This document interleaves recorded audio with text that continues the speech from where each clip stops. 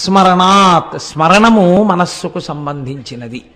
మీరిక్కడ అరుణాచల శివుడు అని ఒకసారి తలుచుకుంటే చాలు, పాపరాశి ధ్వంసం చేస్తాను.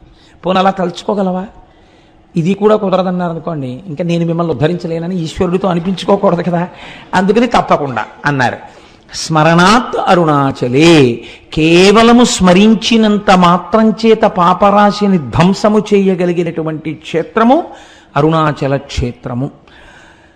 ఇక్కడ ఒక గమ్మత్తుంది. మీకు భారతదేశం మొత్తం మీద ఎక్కడా లేనటువంటి రీతిలో అరుణాచలంలో పరమశివుడు మూడుగా కనపడుతూ ఉంటాడు అని పురాణం చెప్తుంది. మూడుగా, ఇందులో అరుణాచలం వెళ్ళిన వాళ్ళు చాలామంది ఉన్నారని నేను అనుకుంటున్నాను.